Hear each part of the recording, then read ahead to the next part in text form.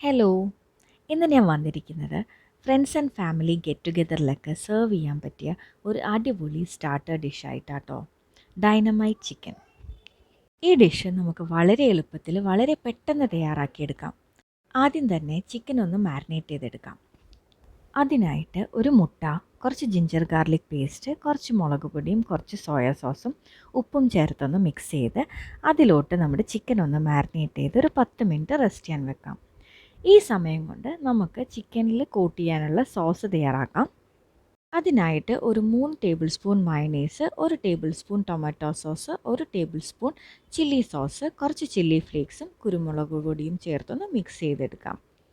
ഇനി നമ്മൾ മാരിനേറ്റ് ചെയ്ത ചിക്കനിലോട്ട് കുറച്ച് മൈദയും കുറച്ച് കോൺഫ്ലവറും ചേർത്തൊന്ന് കോട്ട് ചെയ്ത ശേഷം ഗോൾഡൻ ബ്രൗൺ ആവുന്നത് വരെ ഫ്രൈ ചെയ്ത് മാറ്റി വെക്കാം.